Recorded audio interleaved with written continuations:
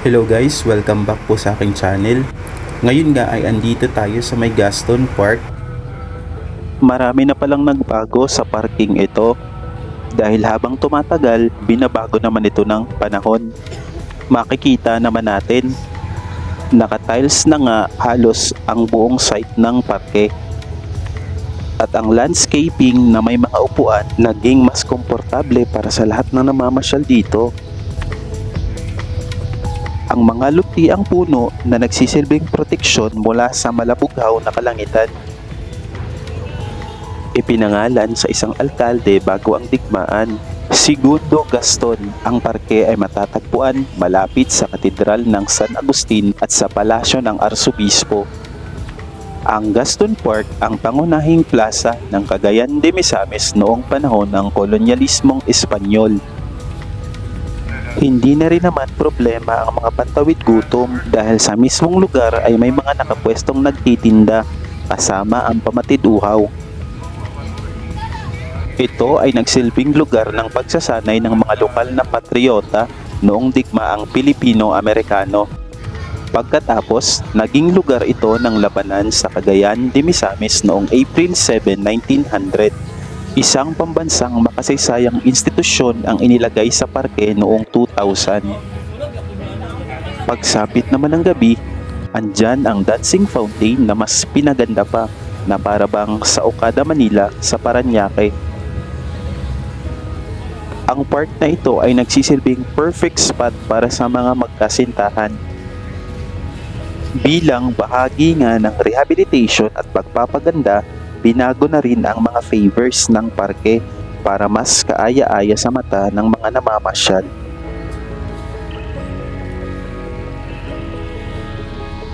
Mas pinaganda na nga ang lugar na ito, lalo pag mga ganitong oras dahil maliban sa hindi pa gaanong dinudumog ng tao, ramdam mo yung sariwang hangin, malayo sa gulo, magagandang lukti ang paligid at walang mga tarpaulin.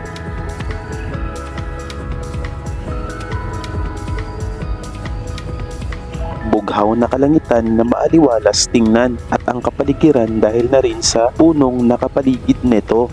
Napapahanga talaga ako sa lugar na to dahil may mga ganitong recreational park pa pala sa kabila ng pagka-congested at pagka-progresibo ng luksod na ito. Hindi nakakaligtaan ng lokal na pamahalaan ang ganitong klase ng parke na nakakaakit sa mga taong gusto ng simoy ng probinsya.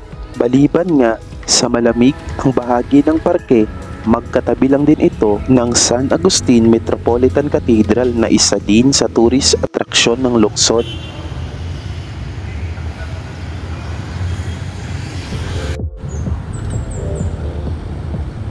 Ngayon, puntahan naman natin ang latest progress ng project redevelopment ng Plaza Divisoria. Ito ang J.R. Borja Monument and Kiosco Kalayaan.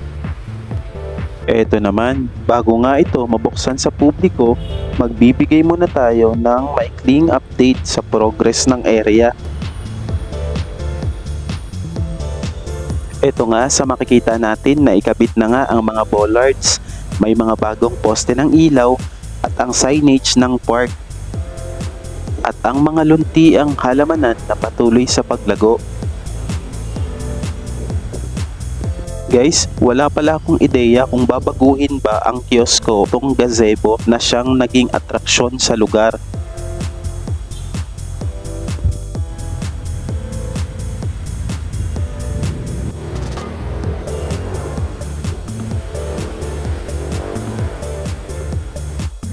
Ito nga ay pinondohan ng 6,120,982.15 at target matapos ngayong buwan o sa susunod na buwan.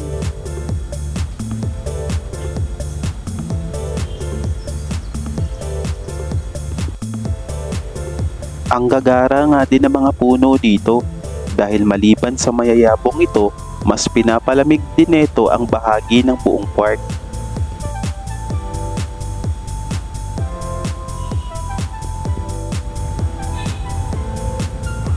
Mas pinaganda na nga ang park na ito dahil maaliwalas, kompleto sa pailaw ng mga bollards at mga bagong poste ng ilaw at mas maganda rin sa mga mata ang mga berdeng halaman.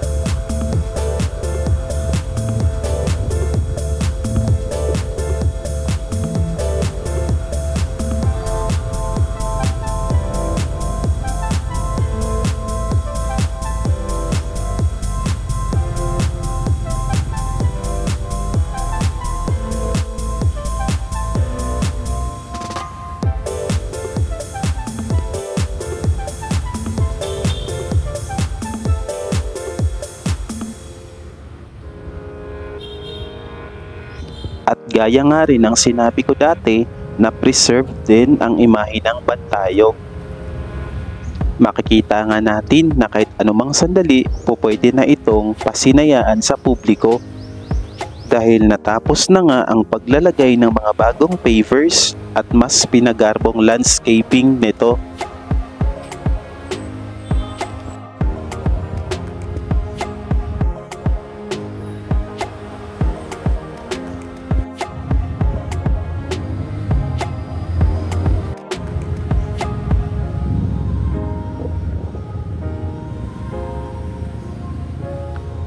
Mas inayos na rin ang mga konkretong upuan sa bawat area, mas komportable, mas maaliwalas at mas kanais-nais dahil sa mga halaman at mga punong nagsisilbing payong sa tag-ulan man o tag-init. At ito na nga ang progress update netong phase 3 ng rehabilitation netong Divisoria Park.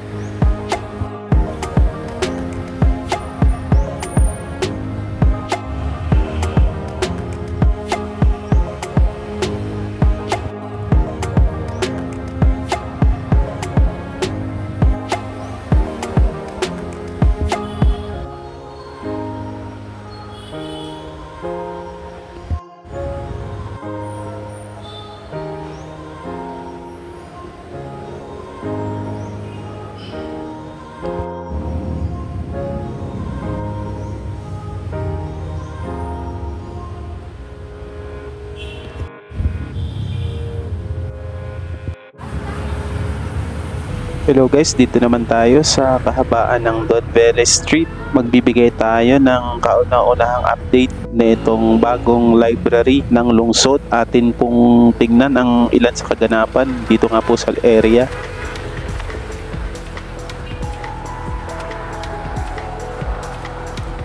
Matapos nga ang ilang taong pagkaantala, muling nagsimula ang konstruksyon ng bagong pampublikong aklatan ng lungsod ng Cagayan de Oro.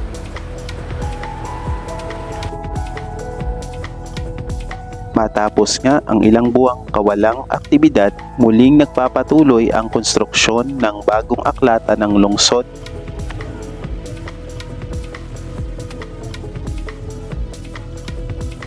Matatagpuan nga ito sa kahabaan ng Don Apolinar Vélez Street.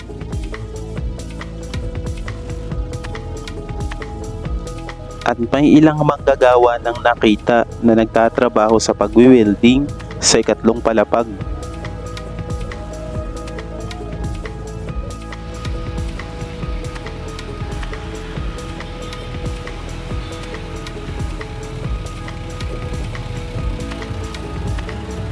At may crane na muling nasa lugar, mga palatandaan na muling umuusad ang proyekto.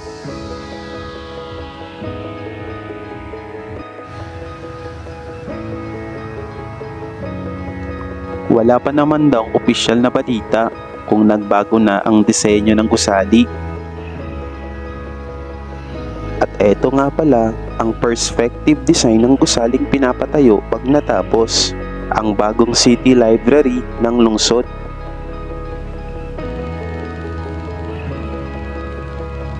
Nagsimula na nga ulit ang trabaho sa pagwi-welding sa ikatlong palapag habang ako nga ay dumadaan at bumalik na nga ang crane sa lugar upang tumulong sa konstruksyon. Ang bagong aklatan ng lungsod ay magiging tahanan din ng Girl Scouts of the Philippines at may 52 silid-aralan na sakop ng City Central School. Ito na nga ang ating latest update netong 5 palapag na gusali na siyang magiging bagong city library ng lungsod. Ito ay ating progress update netong buwan ng May 2025.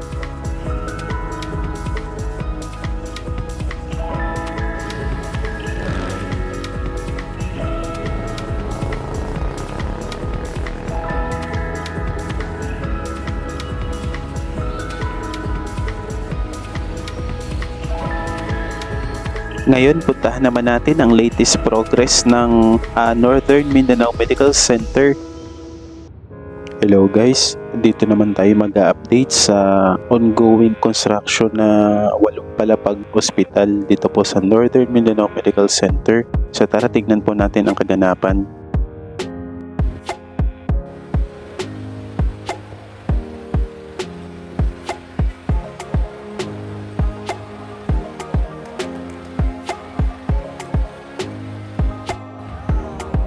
Ang Northern Mindanao Medical Center or NMMC sa lungsod ng Cagayan de Oro ay kasalukuyang nagtatayo ng bagong 8 palapag na gusali para sa trauma at multi-specialty center. Sa nakaraang kapihan sa Bagong Pilipinas na kaganapan, inihayag ni Dr. Jose Chan, ang direktor ng NMMC, na ang proyekto ay nasa paunang yugto na may budget na 5 milyong piso.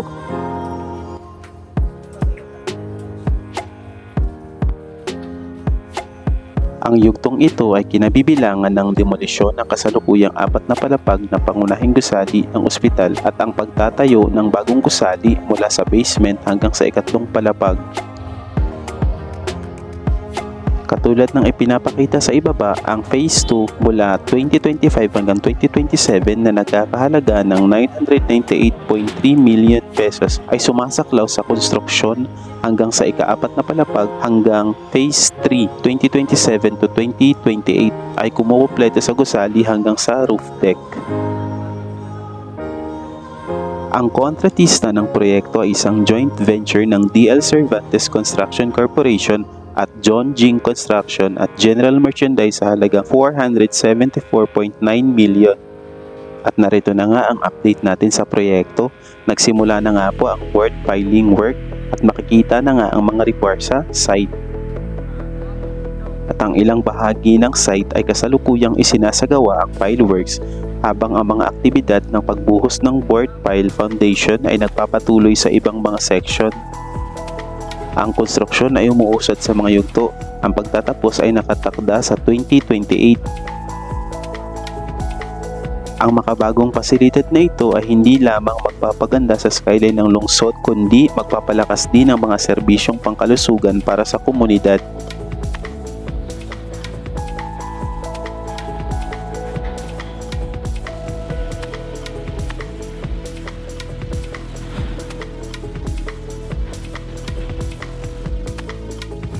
Ang multi-level pay parking building ng New Dawn na may 7 palapag na may mga car elevators ay mabilis na umuusad. Ang istruktura ay opisyal nang nag-top off at ang konstruksyon ay lumilipat na sa mga panloob at panlabas na gawain. Ang makabagong proyektong ito ay nag-aalok ng matalinong solusyon para sa pag-maximize ng paradahan sa mga lugar na may limitadong espasyo para sa paggalaw ng sasakyan.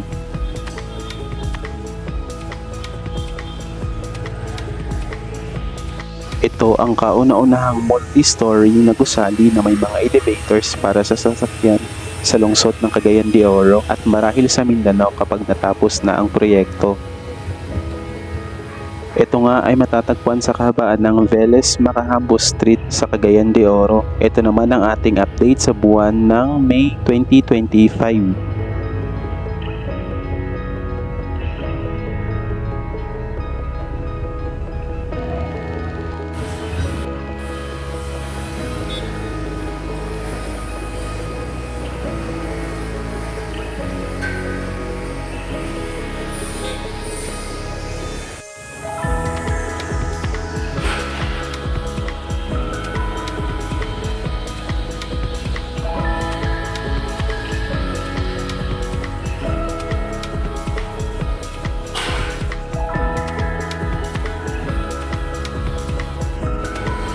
At dito nga natapos ang ating bantay proyekto dito pa rin sa lungsod ng CDO.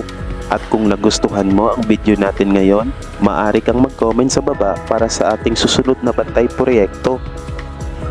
Para sa ibang update, pwede mo rin pong isubscribe ang ating channel para updated ka po sa ating susunod na vlog. Salamat po!